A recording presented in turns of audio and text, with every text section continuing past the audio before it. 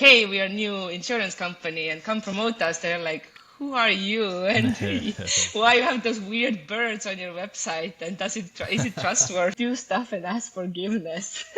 He's just he's also like, we once flew our biggest five ambassadors to Mexico with us when all the team met and all of that, and we actually spent time together. So that's I know that's next level, but but you can start with smaller things like, What's up, everybody? Welcome back to the Creator Partnerships Podcast, where we bring the smartest people we can possibly find to tell you all their secrets about how they started and scaled with influencers in different formats, to grow different companies in different settings, and bring you as much context as possible so you can build this epic schema of the creator world and use it to scale your own company. And that's the idea. So today we have the great and powerful Enelin.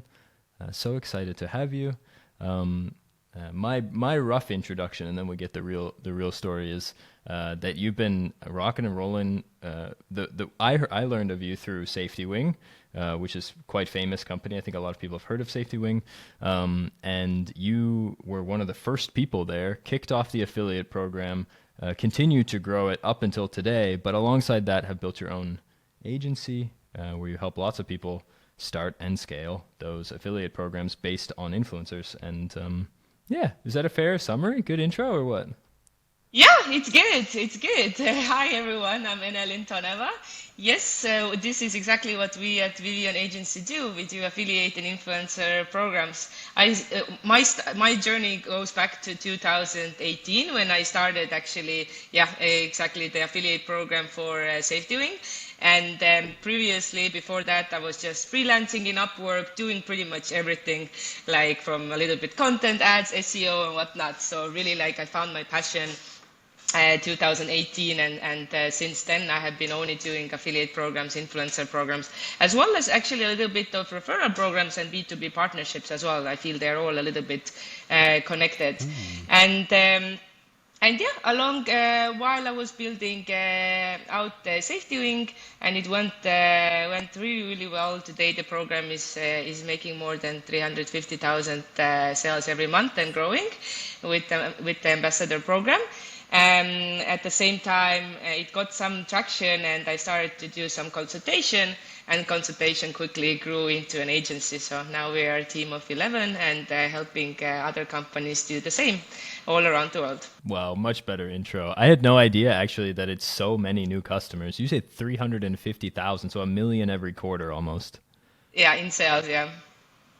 Wow, that's very well done. You really set them up for success. That's really cool. I didn't know it's such a big part of SafetyWing's world. I knew it was big, but that's exceptional.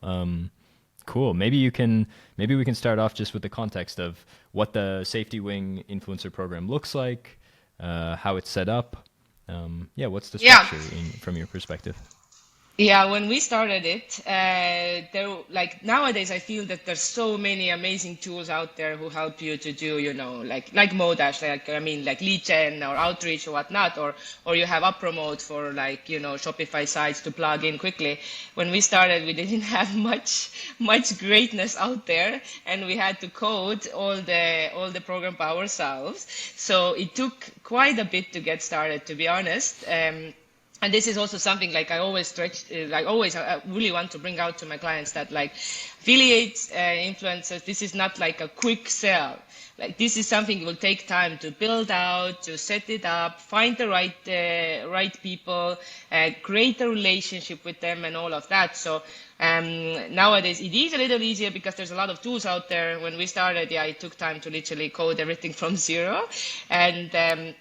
And it also took time to actually, gain the trust of people, because it really depends on what you do. In that case, it's SafetyWing is a travel medical. At that time, it was only travel medical insurance. Nowadays, we have more products. And something connected with health is really tricky, and it really needs trust. So if it's like, hey, we are a new insurance company and come promote us, they're like, who are you? And why you have those weird birds on your website? And is it trustworthy and all of that? So it's like, it was a tough start. I would say it took like 6 months to really get started. And then once I had finally some people starting to coming to us and like, hey, I want to join your affiliate program. I almost cried. I was like, oh, thank God we made it. It You was turned the so it corner. was yeah, it was definitely a very hard start. But yeah, we offer 10% for our insurance. Currently, the insurance price is $40 for 4 weeks. So if you think about it, it's not much at all. But and what I get also, people always ask like, how much should I offer for my affiliate program? The number really depends on if it's a if it's a expensive product, or if it's not expensive, maybe it's a year-long subscription, which is SafetyWing. So if you put that numbers all together, the sales amount that you can get gets higher. So that's why it works for us, the 10%, because it's not only one time. Most of our clients stay for long-term subscriptions. Okay. And so can you give us a little breakdown maybe by category? So who are these affiliates? They're comped with this 10%. Are they YouTubers, Instagrammers, bloggers, newspaper writers? What's the breakdown by channel? So in our case, again, it's very, I think, industry specific. Hmm. Websites are the best because you have to always think about like if you are starting your program, like what is your product about and where people would find the information. If you want to buy a health insurance, you're not going to buy it with swipe up from Instagram because you really want to compare and know like who will take care of you if you have a bad accident in Indonesia or something, right? So you Hmm. need to, this is something you're actually going to research more. So for us, that's why websites, YouTube, everything connected with SEO and all of that works the best. But it can be different like what I see from my other clients. For example, pet products, social media works really really well, and of course also the website as well. And overall, I have to say that I recommend to my clients mostly the website and YouTube because it has also the long-term benefit as well. Because if you social media influencers are great, especially for like creating the buzz, product launches, everything, all of that, branding. But the sale has to happen really quick, so it has to be an easy sale, like a summer dress or a bag or a like a cover, like like the mobile cover, headphones, whatnot. But if it's anything like a little bit more expensive, it's gonna take the sales cycle is just longer, and it's not enough. What we have in the one story or the post feed just goes down so quickly because there's just so much going on in social media. So yeah, that's definitely to think about and should be the core of the strategy too. Like, okay, where I want to be, why, where's my audience, what's my product about, where they actually research about my product. So you probably started purely on blogs and sites then, and then experimented with a couple things and found your way to YouTube as a second kind of batch. So why? Maybe you can talk a little bit. Why YouTube? What do you think works about it? When should people go YouTube versus Instagram, TikTok, this kind of deal? For us specifically, it's yeah, because people, if they go somewhere, they plan their trip, then they watch those YouTube videos like where to go, what to do, how to prepare, all of that. So, and then the insurance would be Mm. naturally inside. So it's very like, what to pack, right? And all of that. So Hmm. it makes a lot of sense. But yeah, like, because YouTube is a search engine by itself as well. So if you have those keywords out there and then collaboration with YouTubers, it's something that grows also all the time. Versus in social media, it just disappears. YouTube gets views all the time, and it can even get viral later on, and all of that through the algorithms. So it's just like it has long-term benefits as well short-term, because they would share, of course, the videos in their social media as well. So you kind of get two in one. So it is though harder to work with these guys too, but in a sense that they may charge you more. They take longer time to put the video together and all of that, but the long-term benefits are definitely there. Versus with social media, it's harder. It's actually really interesting and maybe sounds obvious to you, but I think you described basically looking at the customer journey and saying, what do people actually do on their way to Bora Bora, their vacation? And you said, well, one thing they do is watch YouTube videos, and can we fit into those into that content format, which sounds really obvious probably to you in retrospect, but I think to a lot of people is a novel idea to actually think about what the customer is doing. Was it obvious to you in the beginning, was kind of my question, that this was the path to take? when choosing who to work with? Like, where does our customer actually go along the journey? Or was part of that kind of trial, experimentation, and then you see, this is why YouTube is working? We started pretty much immediately already with Oh, influencers who had also websites.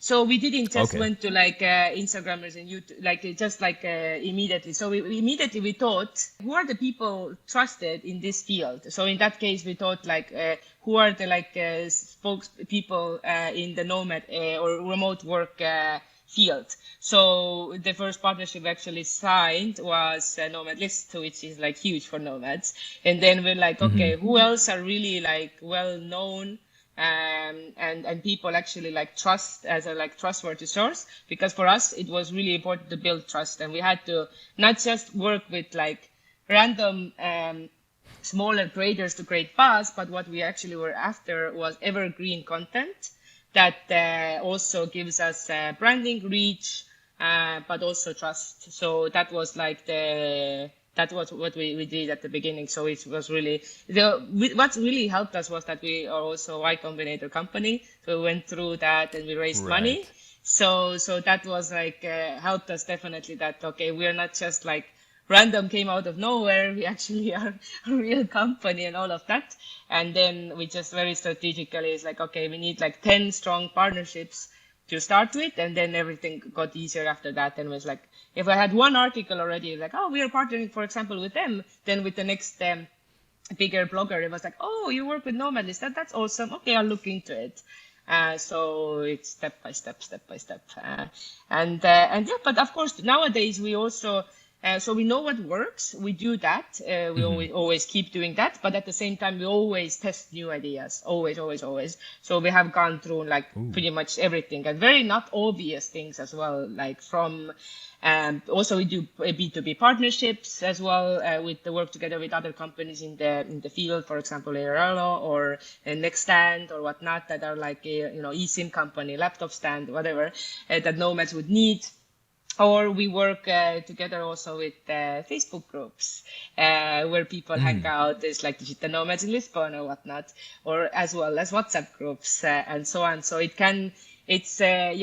helps also definitely if in our team we have people who understand the product and are nomads by themselves too. It's like, okay, where you actually hang out or where you actually find the information. And doing events, we do podcasts, we go to events, we sponsor smaller, bigger events, all of that. So now it's all over the place, and we keep testing different things, like what works, what doesn't, constantly. And we just have to track it really well, make sure that we understand the results, and then we can see if we're gonna continue with that or try something new. So you have this culture of experimentation. Sometimes I think what we see in customers when they get excited about a new idea, they tend to overextend and maybe not learn enough about what they're doing today and move on to the next thing. Did you kind of build a muscle over time? Do you have some criteria for, okay, we're ready, this thing is working, now we can move on and add partnerships here or that kind of thing? Any learnings on that front? So that's actually takes us to a little bit to the team too, like how it all works out. So we have this team very like structured in a way that we can all support each other. So we have of course like a head of partnerships, and then we have we try to manage the whole combo. We have a whole specific team just for the outreach. So these are just guys who Mm. know what works, and they just like specific numbers, calls, negotiations, weekly basis, just reaching out to people and seeing like who's the fit and then growing from there. And then we also have a big part is also managing and motivating actively like growing the relationship with the affiliates, ambassadors who we have today. And so this is all like community management and growing and motivating all of that. Ooh. So these we have multiple people there because we are talking about thousands of ambassadors, thousands and thousands, right? And then different channels. We have a Facebook group, we have a forum for them where you can, we have like all different like webinars for them, like all of that stuff. And then there's me and my team. We are we do the experiments. So we are the ones who come up Oh. with like, because when I started it, 2018, I built it out. I was the head of partnership. And then, after a couple of years, it's kind of started to repeat itself. I had like, more than 10 people in the team at SafetyWing too. And we did outreach. We got it started. It went really well, 20% growth monthly. and all of that, raise more money, blah, blah, blah, all good. But then I was like, I want to do something else. So that was my personal interest kind of. And I wanted to do something else, something new, a bigger challenge and all of that. So that's why I started my agency on the side as well, kept working with SafetyWing with like more creative ideas. So then I learned, so at the beginning we did like mostly websites, a little bit social media. Then I started the YouTube channel when I felt it was ready, that we figured it out, how it's going to work more or less. We hand it in-house. So I'm like an external team inside SafetyWing. Yeah. And then now then we just come up with like different kind of ideas constantly, like what we can test, right? So then we started podcasting, like putting our founders in front of podcasts. And this is also something that keeps getting views and all of that, really good branding for branding and everything. Then Facebook groups, WhatsApp groups, events, co-working spaces, cafes, B2B partnerships, whatnot. I mean, there's so much that you can do if you just like have an open mind and see where your clients really hang out and how you can collaborate with those businesses or individuals who lead those communities. And yeah, it's not only about commission. It can be also we send some merch or we support them in some kind of event, or it could be also sponsorship, fixed fees, whatnot. So it's like everything in between. This is such a cool structure. I want this job. This sounds so much fun and so cool. I have to. We didn't plan for this topic, but I have to ask more questions about this. So you create this environment internally that allows for these crazy experiments. I think there's a lot of people out there who are afraid to even partner with the first Instagram influencer. They're like super engineering this. They're like that meme with the math behind the head floating, trying to figure out what's going on. And how do you think? What is it about your team and the way that you built the structure out over time that allows for kind of the ability to do those creative experiments and not be terrified that the smallest thing could go wrong, or what if we can't attribute that one conversion? Or how do you enable effective experiments consistently over time without fear, I guess is the question. Big thing is that it's the genius thinking of the founders of SafetyWing. It really goes down to that. It's so there's like a SafetyWing has really really cool and really interesting and inspiring internal values and how we do stuff. So external and internal values. So one of the internal values is that it's okay to make mistakes. And it's a good thing to make a mistake because you tried and we learned. So this is very widely celebrated inside the company. So and another thing about it is definitely that inside the partnership team they look people as individuals. So not everybody works the same. So for me, I'm a very independent worker. Like I work the best and the fastest on my own way with my full independency. So it just made so much sense that I will my next step wasn't doing something that is like constantly the same. Also, it's not the best value I can give for my clients. So the best value in that sense was figure out new possible growth channels for ambassador program. What else we could do? What we aren't seeing. Be creative, think out of box, and let's try out different things. So it's really beneficial for me as my personality, who can get bored easily, or and also the same for the company. It's useful for them. And if it's external, as an external bubble, then it's I don't have to ask so many green lights all the time. Hey, can I do this? Can I do that? Because it's I'm external, so I can move things around faster and just go ahead and just try different things and figure out. And so it just works. I think it's really important. And I hope that this is, even if the company grows, that it will never change. They're having this kind of startup mindset, because it's really it's beneficial for all the sides involved. Really cool. You've worked with a bunch of clients, so I have to ask, have you had to break through this wall with some clients who then ended up being really effective on the other side of it? I know that when we talk to people, it's so common that people are just like terrified to move forward. Let's say you're the influencer manager internally and you're feeling like you're not allowed to do anything exciting or push forward in a big way. Do you have any kind of pro tips for breaking the ice in some sense and getting started? Yeah, I have been like talking with some bigger companies. So it's very different, like how big is or small is the company, Right. right? If I talk about Uh-huh. like some financial related, I've been talking with a couple of banks, honestly. And the mindset in Estonia is pretty good, actually. I would say, like, I see Hmm. SEB and LHVD, Swedbank. I mean, all of them Hmm. actually do affiliate marketing, and they have their ambassador programs. It's pretty cool. Well, here in Mexico, where I mostly live nowadays, the mindset is like just like 10 years like behind. Like they are like so not aware what kind of possibilities they have. And while they do want young clients and all of that, they still like, I mean, it's really so still work in progress, let's say so. And everything in between, it's I think it's just one thing to do is like showing examples that are out there, even if you haven't run them. That okay, how other banks are doing, for example, this in other parts of the world, and how like what kind of buzz it has actually and content has created them. It's like the results there, and this is just one thing like how you create your pitch, and then I guess one thing is also like do stuff and ask forgiveness. It's just it's also like if you do a good partnership that looks like in one point at the beginning you start doing stuff, and then I first weeks when I started with the new clients, I show them all the leads that we are reaching out and so on.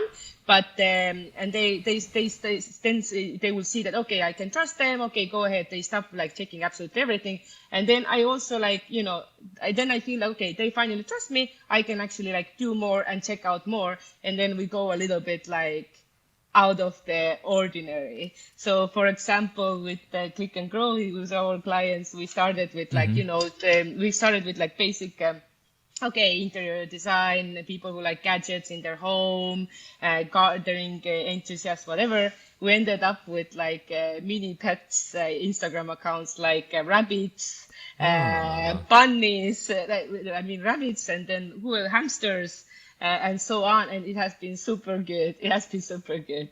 So it's like you start putting in like little things, and you say, "Oh wow, like this really worked," and then it becomes like another big thing later. So yeah, just keep testing a little bit and see and do a lot of research like from your competitors. We always do. Now we see like what works for others. We go really deep. We check there who it's super easy actually to see also if you use different kind of tools, or also like Ahrefs as well. You can see the backlinks, right? SEMrush the same, all of that. In social media, you can see like who has tagged them. You can see all the ambassadors right there. You can see like what has been going on and what has worked and so on. And then that helps if you have the information, if you do your research right, it's easier to pitch some new ideas. And once you have trust, then it's never harm. There's never harm to put like 10% out of your leads and some new ideas that you have a feeling it might work. Like it's always good. I love it. Yeah, I think there's two like big actions there that people internally sometimes don't understand that they can take. One of them is that trust building aspect that you mentioned you have with clients sometimes, where finally they'll like let you go do your own thing without overlooking every single thing. We've met some people who are really, really good at sharing the successes of the influencer marketing team, the partnerships team, internally, consistently. Just the little updates. Hey, we recruited 5 more people. Hey, 10 more things went live. Hey, 50 more customers signed up. And you kind of keep drip feeding the success, and people Hmm. start to understand that it works. Because there's still a lot of dogma in this space that it's impossible to get because as you said, it's not the easiest channel on earth, and so it does Hmm. take a little bit of time. It takes some experimentation and learning, and so yeah, building that trust with those incremental victories I think is really important. And you also mentioned looking at competitors or looking at other cases that are similar that have worked. Oftentimes internally we don't see enough internal selling, where it's like sometimes it's really easy for us to say, hey, you're an e-commerce store that sells pet food. Um, do you think that creator partnerships work for other e-commerce stores that sell pet food? And the answer is inevitably yes. And then we ask the question, what do you think makes you different that means it won't work for you? And sometimes that little click in their head of, oh yeah, I have seen it work for Edgar Cooper, whoever, Mara Pet Food, and Felix, whatever your favorite brand of cat food is. I don't know. I haven't tried them all myself, but you paint that picture for them. It becomes very clear, and suddenly you meet less resistance because that question isn't there. And I think you can do that internally too. So very cool. But I went down this experiments rabbit hole pretty hardcore.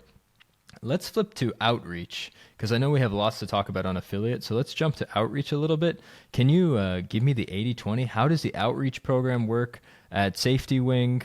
I know you mentioned that you have a dedicated team for this. That's really exciting. It would be cool to hear how much of it's outbound, how much inbound interest now do you get that you're so big and so well known. How does outreach look? At the beginning, your emails will be bad. Okay. Just take it. It's fine. It's fine. So it's important that you start A/B testing as soon as you can, so you can start getting them better, right? So this is really, really important. And then eventually over time, you will have better emails, and then you will start to improve like your response rates and everything.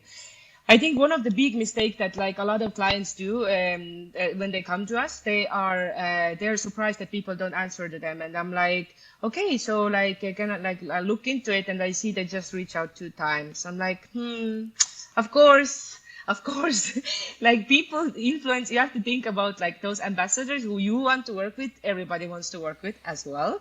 They get so many emails. So one of the things is definitely our outreach. Actually, what we do with them. With the Vivian agency is we send 4 emails in 2.5 weeks, and then 2.5 up to 3 weeks, and then we send social media personalized messages. So we actually go to our client's Instagram and say like, hey, we are from the partnership team, blah, blah, blah. Did you got our email? We would love to work with you. That's short, very friendly, super casual message. If they still don't answer, okay, we get the note, like not a good time, whatever. We don't want to be like mega spammers too. And then we keep like couple months of break, nothing, and we restart the emails. And the reason is that, yeah, many times it just wasn't the right time. They were traveling, they were busy, they were whatnot. And they will answer. My record is a influencer answering me a year later to the same old email. And I was like, hey, yes, I would like to collaborate. And then I was like, I opened the email. I was like, oh my God, it was like this month, but like a year ago. I was like, hey, thanks for getting back to me. So it happens. So following up is really important. And I know a lot of people are like, oh, I don't want to get like spam or stuff like that. The thing is like how you approach them. Another big important thing about it, outreach is not about you. The ambassadors, like they get all the emails about, look, I'm so cool, you should work with me. No, it should be all the opposite. It should be about like, you are so cool, ambassador. I love what you do. I see your audience is most probably this and that. And you know what? We have a really cool offer that we can give to you and your audience. We have this discounts code. We can offer you free gifts. You can run a giveaway. And we were thinking about like doing some kind of like, flash campaigns and stuff like, do you want to offer this to your audience? So this has to be the corner, how you approach, not like all about you and your brand, because they get those emails all the time. You have to put it about them, about the ambassador. So that's like, I would say three main important points, like A/B test, keep improving your emails, keep following up, have a full funnel. 2 emails is not enough, and it's about them, not about you. Just a detail on the getting started. One thing you said was start sending. It feels uncomfortable in the beginning. Start. Oftentimes when we see people start their outreach program for the first time, they find a way to get 10 million emails and they'll blast like 10 million people, or I mean 10 million is an exaggeration, but maybe thousands, tens of thousands at a time. And of course we always advise go a little slower. I'm curious your take on this. Is there a right amount? How do you kind of approach testing in the beginning and getting it to work? When am I ready to scale? Should I even worry about scaling? That kind of thing. Yeah, I'm definitely with you. Definitely, quality over quantity, 100%. So we do, depending on the how many leads are coming in by themselves. So depending on the inbound, it depends. We do outreach anything between 10 to 100 per week. And it really depends on the client, how fast they want to grow and how big is the team and like how much effort they put inside. Because if, for example, if it's a tiny client and they just want to test it out and there's only like they want to hire us like for 20 hours per week, right? If we do 100, if we do 100 per week, let's say, and they start answering us, you also have to think about first of all the follow-ups go out, so the number of 1 week becomes second week becomes already 200, and then it becomes like it grows really fast. And also, like, who are the people who take them on to the platform? Because outreach is one thing. Okay, you get their attention. You also have to guarantee that they have a good experience when they actually start signing up. They are welcomed. They feel that you have the personal approach. You work with them on the content. You give tips. You give them feedback. You follow up with them if they receive the product. How did they like it? What they think? Do they have some feedback? When are they planning to do the content? Can we help you somehow? Do you need some kind of marketing materials? When the content comes out, you also need the time to go over it and all of that. So if you're going to blast like thousands of leads, it's going to be a horrible mess. Ambassadors will, unless you have like a full 20 people team managing that, but you're going to have like ambassadors who are not feeling welcomed.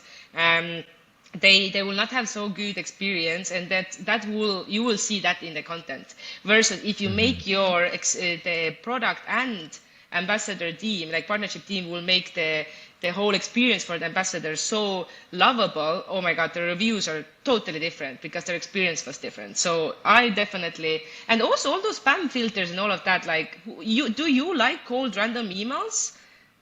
No, I hope, right? Nobody does. So why you spam other people? It receiving like rather like 10 emails that are totally personal and talking about you as an like ambassador, right? And it's so much better to receive, and you're gonna get way better response rates. You're gonna close more deals. You have better reviews, and you don't end up in spam also harming your domain.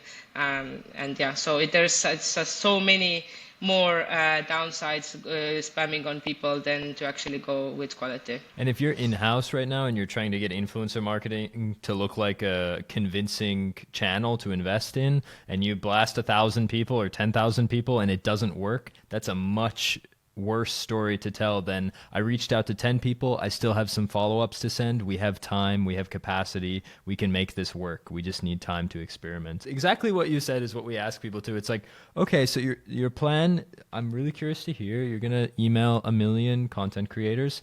What are you going to do if they respond to you? Like, yeah. What's your next step? Assume it. Almost, I've never actually seen it work at that kind of scale. It's always the case because, as you said, you need to test and learn. And so when you just blast, it's almost certainly doomed to fail. But it's always interesting to hear if it doesn't fail, what are you going to do with 1 million responses? Or let's assume you get a small conversion rate, 100,000 responses to, you know. You have to have really good systems, but it's going to be so like disconnected. And if you think about it, like you have ads for that to reach thousands, millions of people, right? That's like, you know, cold blasting, spamming people, like, you know, you want to see your like friends, babies, dogs, whatever, and then you see ads, right? It's like just cold. But like you can do that with ads, but the whole point of having ambassador is actually creating like this connection with them, and that their like personal connection with your brand. And then that takes time, and that's like that's why you should be an influencer affiliate marketing. Like that's the essence of it. Not just like people then just like, oh, check that out. Okay, it's just an ad. But what you want from them is that they, oh my God, I found this company. They reach out to me. They're super cool. They send us this product. They also send me a gift to give it to you, like talking with their audience, stuff like that. That's a much better story. Absolutely. Yeah. And I think people forget that increasingly on social, it's all creative. I think maybe over the last couple of years, people anticipated that the platforms would become more direct response somehow. Like you just get in front of the audience and say the thing, and then you get like this direct response effect. But it's so much about the content output, the authenticity and enthusiasm of the creator. And that's not just me, like the marketing mumbo jumbo guy. It's The nature of how the platforms have technically changed over time means that when you put a piece of content on social, the platform knows who wants to see it, which means your best control over who sees it is the content itself, the story you tell and the quality of that story. If it resonates with the right audience, TikTok will put it in front of 1 billion people that are in your audience if they want to hear that story. And so the content is the targeting, and it's so important to invest in things like relationships so that the content can do its job in actually telling the story. Because just like you said, if people have a bad experience, it will reflect in every word they ever say about you, and that can be much worse than not saying anything at all sometimes. Yeah, So totally. maybe one little bit on email before we move on is any magical CTAs that always work, or what's your ask of a creator when you first reach out to them? Yeah, it's more about it's not the ask, it's more like a compliment. It's like what we start with. Ah, nice. Yeah. So, and you gonna, and it's not like a direct ask like join, because it's not gonna it's not gonna work like that. Like they don't know nothing about it. So I wouldn't recommend asking too much in the first email. I would rather say like, this is what we offer, and if you are interested, and then I would send more. Because if I say like, hey, here's information, sign up, they're like, who the hell are you, right? But if it's like you compliment and you give information, what you offer, what's in for them, right, and their audience. And then you ask, your first ask would be, which is a simple ask, like, are you interested to hear more? Yeah. So, and then it goes, yeah. And then also we put the link for the sign up page, but like, but our sign up page is never just sign up page. It's like who we are, what we want, who are the ambassadors we want to work with is immediately the second point. So when they already there, when they open, they already see that, oh, they're me, I'm the one. So that's like the thing. Then the third thing is like, here in bullet points, this is what we can offer to you. Also, this is what we can offer to your audience. And here are frequently asked questions, like how fast we pay, what's our commission, all of that, like how you have a team to support you. You have like ambassador or program manager here anytime if you need. And then here's where you can sign up if you like to. And some people do sign up immediately, and some of them have like questions. Some of them send us their media kits. Some of them want to jump on a call because they have something else in mind, whatnot. Like it can be, or some people, of course, would also say no, or they say later, I'm so busy right now. And then we mark them in our CRM accordingly and take it from there. Love it. So it's a very simple ask, a yes or no question. Are you interested, basically? And then there's not a wall of daunting information describing the program. It sounds like you just have a concise, this is who we are landing page, and this is who you are if we should work together. Yeah. Beautiful. Soft so start. Easy. Yeah. Yeah. You have tons of ambassadors at SafetyWing, all kinds of creators and partners of all sorts. One challenge folks face as they partner with more and more people, especially in long-term relationship formats, is that they kind of dwindle over time. So how do you keep those relationships converting, strong, healthy? How do you keep people active and engaged in an ambassador program?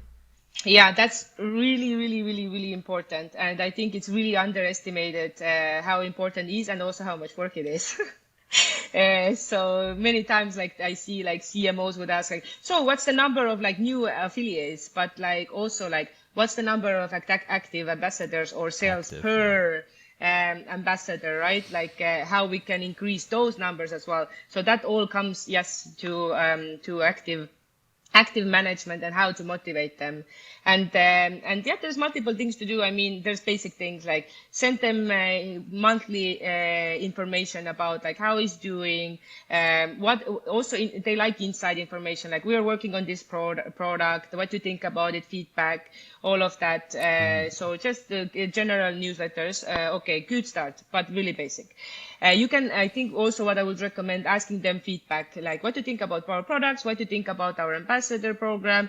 What else you would like to, even collaborate more? Do you need something else from our side? Do you need some content? Would you like to receive another product?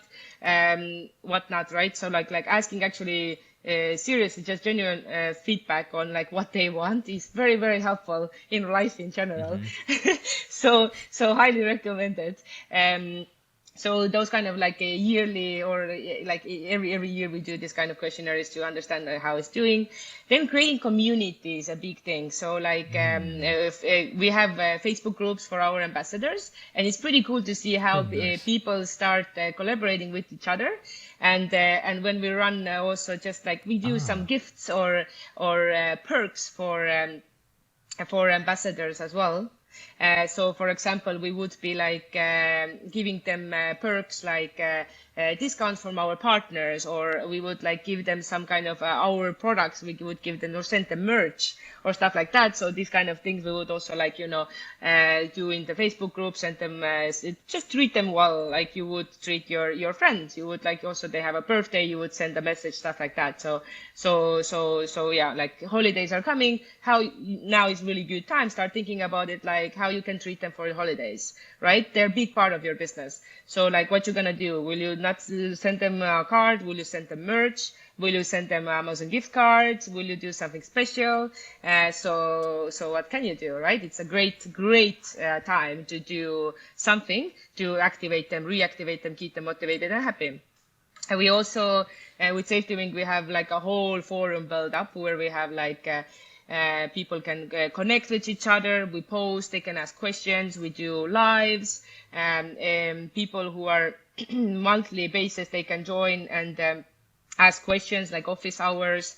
We also, I think education is really cool. What I love that SafetyWing does is the webinars. So they, every month there's like really cool webinars that actually help to build career for ambassadors. I think it's huge. It's going really good. Like, for example, we bring in like a big influencer and we're like, okay, how to make your first, like, I don't know, 10,000 with your blog. And then they speak about it, right? And we have like some big names coming and or like how to take photos that actually like work well in Instagram, stuff like that. And we have like those every month. We pay for a speaker, and then our ambassadors can like join for free and see those like top notch speakers. So we help them to be successful, because if we help them to be successful, they will make us more successful, right? So all that kind of like helping each other logic and growing together and all of that. Of course, all the sales and giveaways you have. I have seen companies who forget to include their ambassadors and influencers for their sales and giveaways. And sometimes it comes like question what to do in e-commerce, like, okay, if your affiliate has a 10% off, but then you want to do like some crazy Black Friday sale, which is like 30% off. Well, the answer is that your affiliate should then get limited time 35% off. Or at least 30 at the same time, because otherwise, if you don't do that, their link with their 10%, it will not work and they're going to lose sales. So you are missing out on all that power from your affiliates and influencers to also join the campaign, right? So you have to make those changes there. Yeah, so these are also, we have done some bigger things. We have literally also flying in our ambassadors to our event.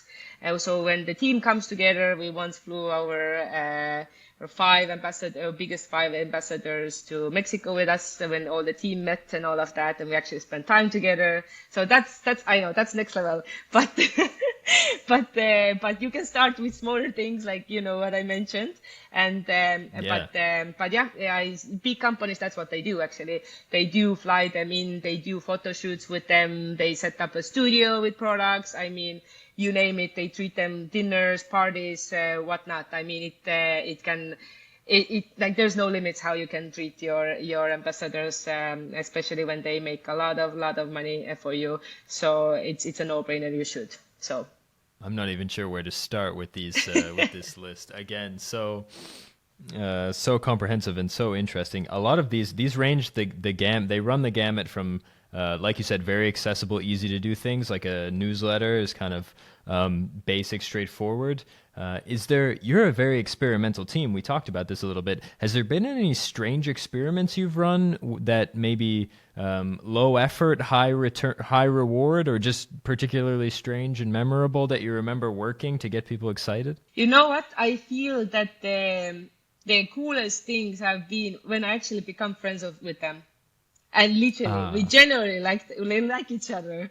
We like to hang out, and like we have one specific ambassador. Hi, Danish, like, nice.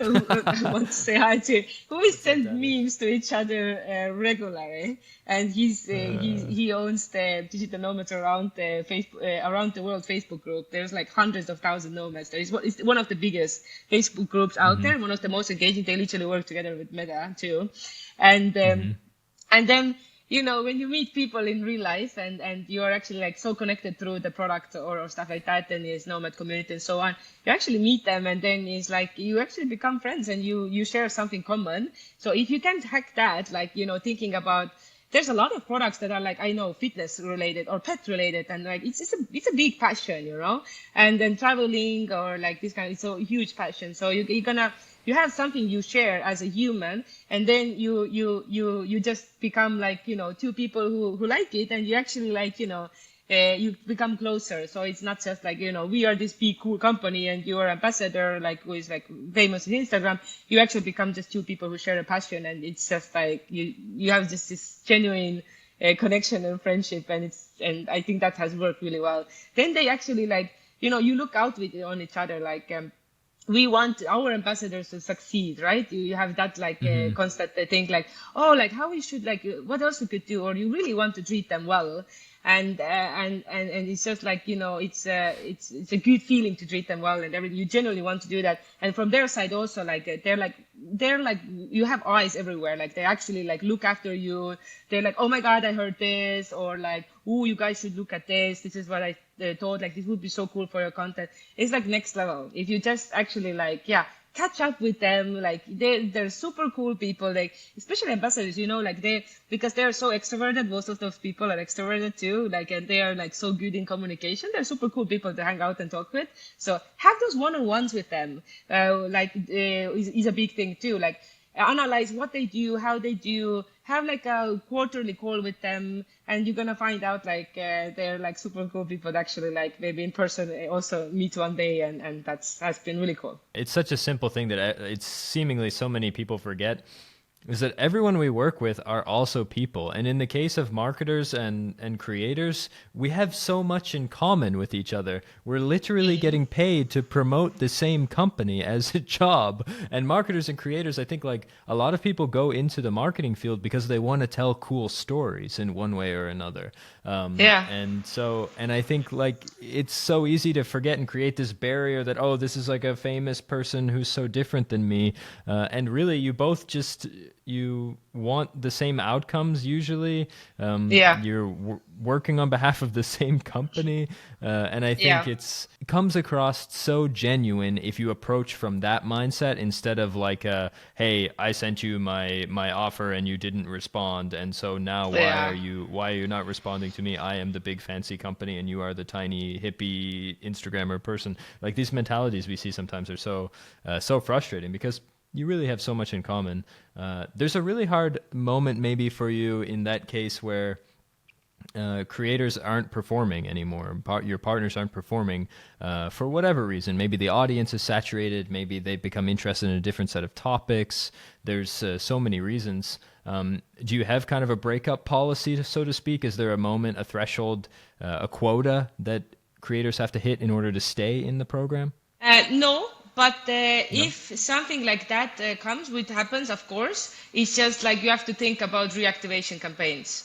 So how you're Mm. gonna react, and I wouldn't be like, oh, you didn't do this. I wouldn't see the fault on them. I would rather see fault on me, like, oh, where did Mm. what happened that they fell off, right?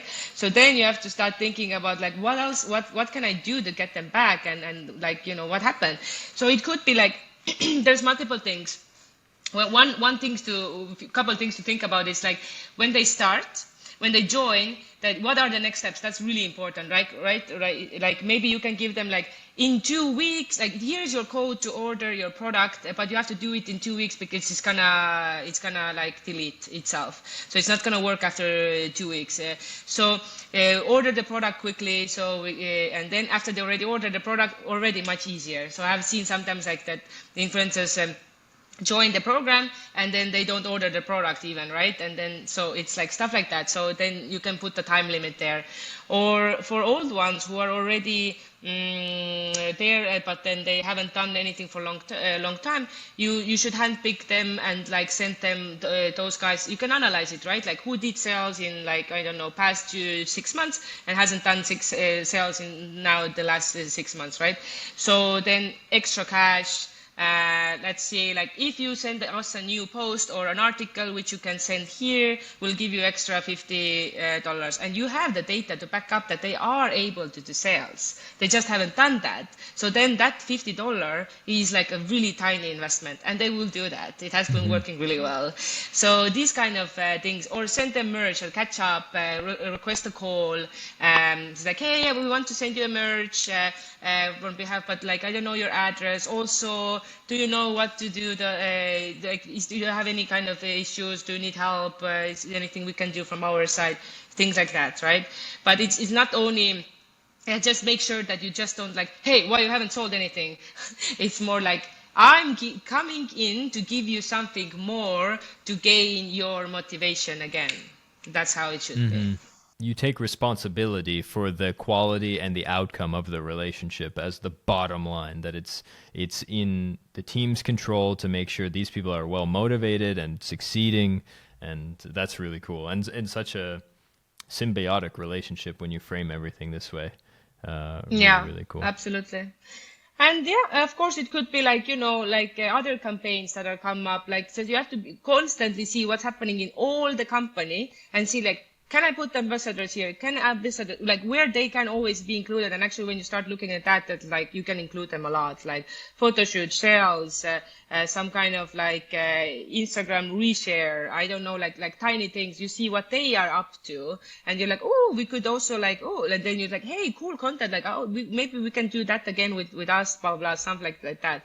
You have to be always there out there looking for opportunities, and they're out there. Yeah, there's also a lot of like gamification tools actually too that you could think about, or yeah, just have an open mind and see where else they can be included, because there are actually a lot of opportunities every day in the whole company. Now that in SafetyWing's case, the program has grown so big, where does most of the team's time get eaten up? What are you spending the most time on over there? At the beginning, you will be doing research, lead gen, outreach after you have built out your program.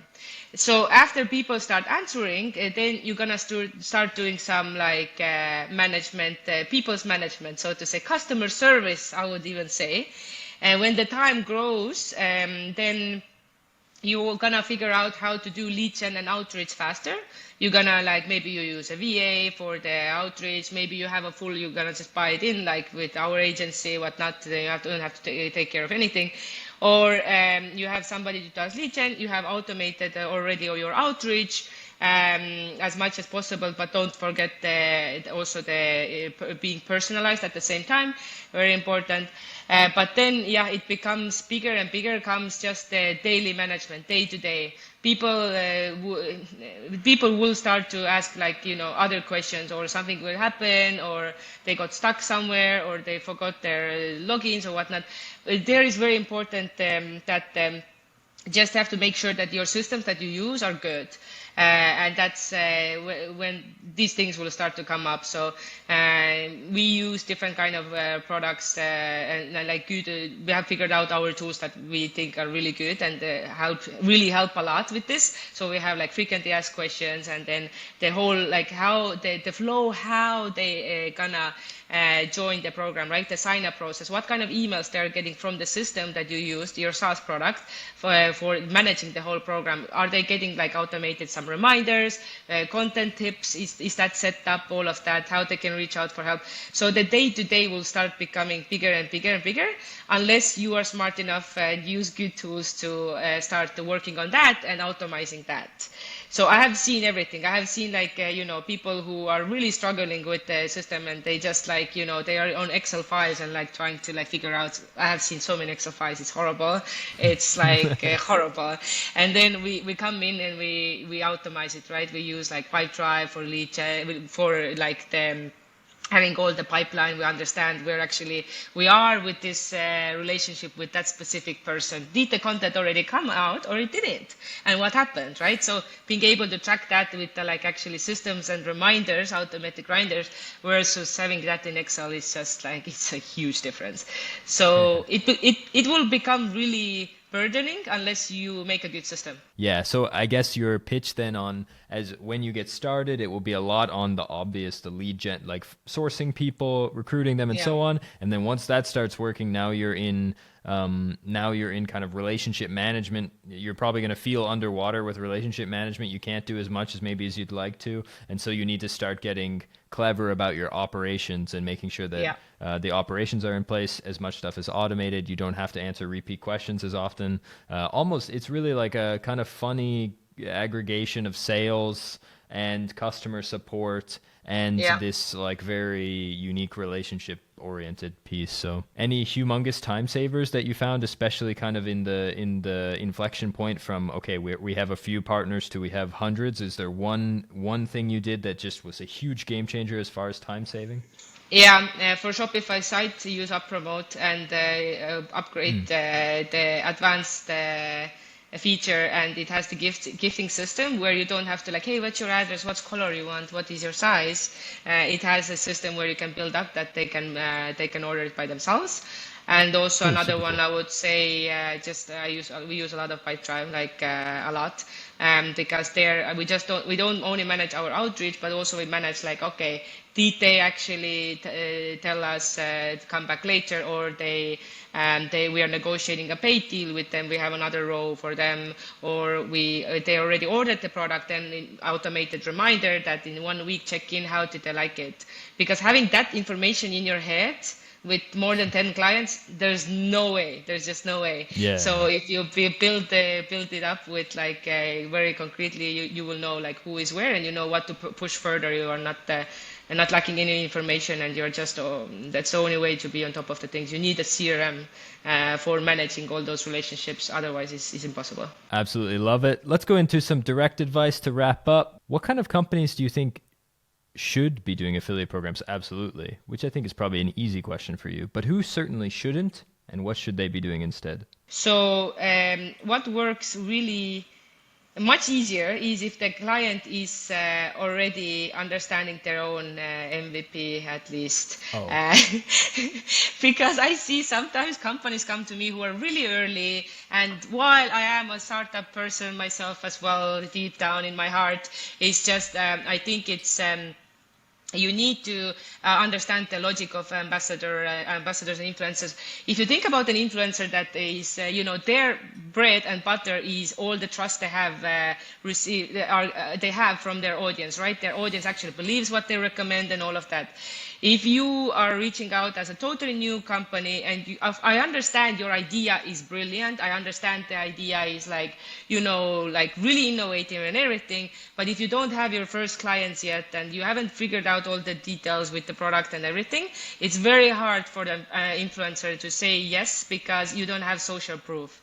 What we need is good reviews. We need you have been at least started, have been out there for a year, something like that. Not a year, depends how fast you went, but I want to see that you have customers who love you.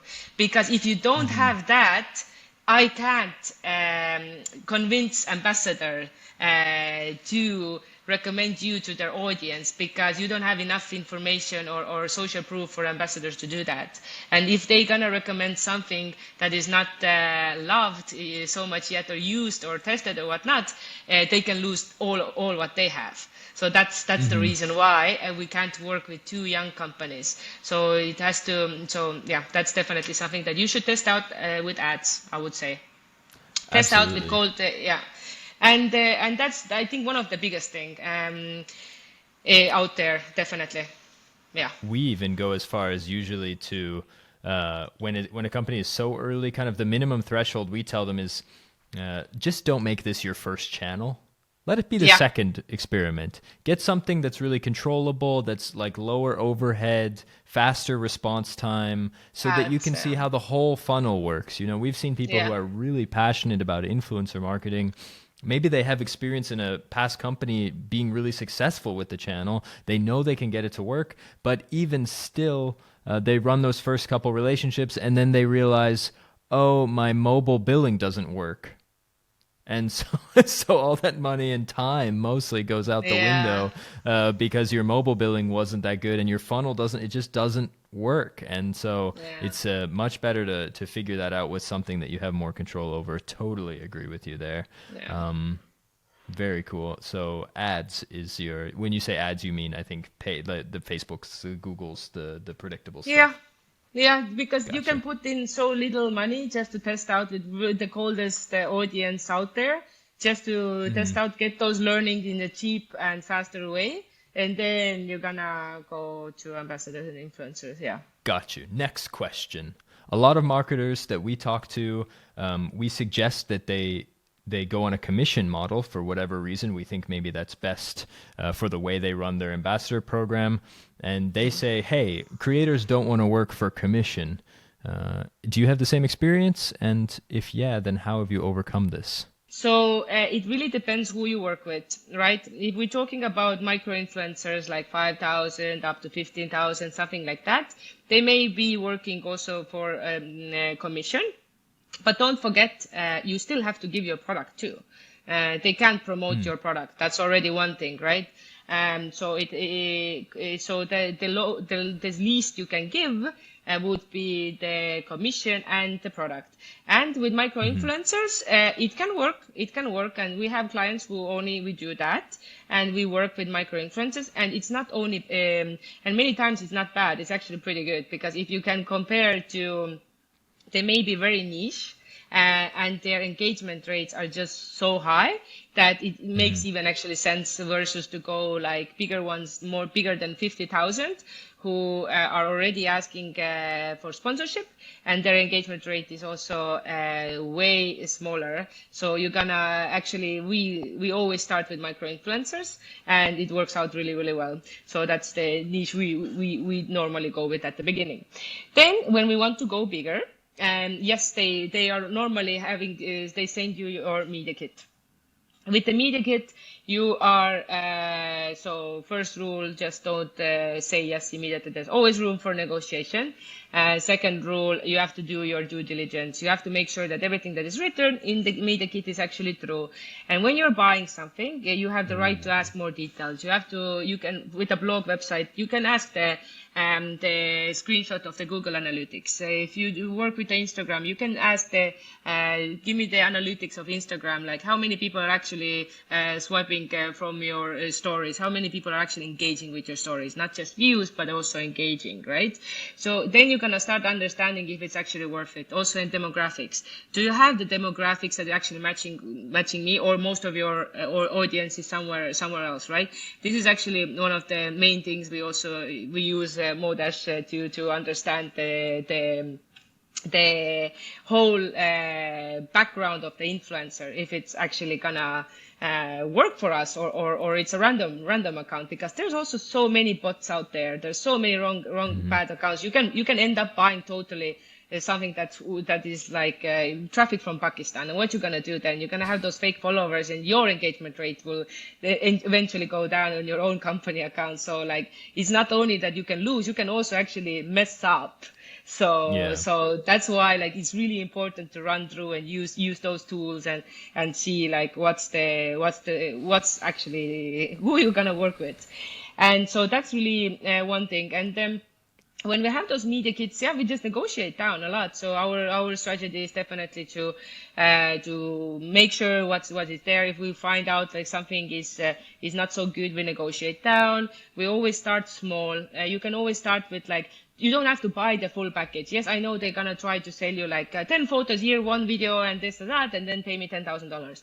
But you can say, let's try with one Instagram post first to test, and then see. And then you can also offer a combination. Let's meet in the middle. Let's lower your sponsorship fee, and we are adding the product and commission as well, and you make up in the middle. So if you do all of that, you do your due diligence, you propose to do a combination of sponsorship and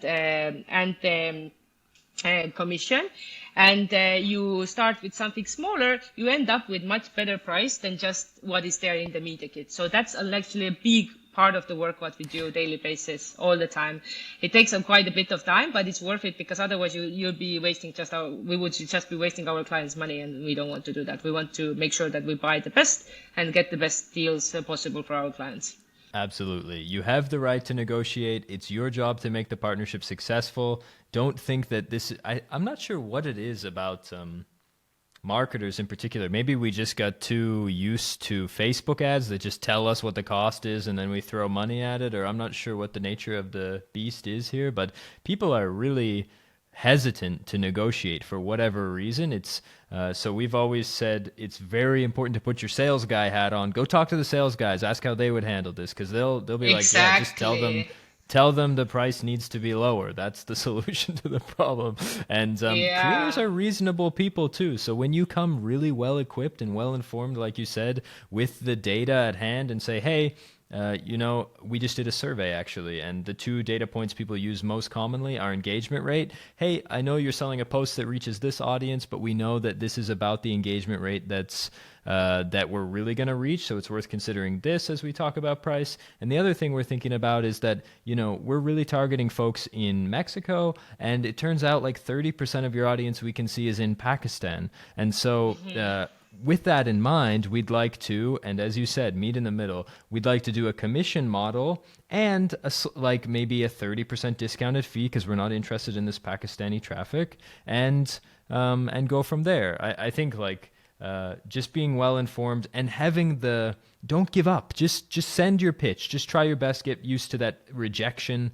Talk to the sales guys; they'll cheer you on, and you can make it happen. But or go to Istanbul and the great Grand Bazaar and learn how to negotiate there. It's a very good training. I've been there multiple times, and half of my skills are from there for sure. It's great. Yeah. Take a field trip. That's really good advice, actually. Yeah, so you have 2 options now. If you come to me for advice on negotiation, either I say you better have salespeople in your team, because otherwise you got to buy tickets to Turkey. Yeah, exactly.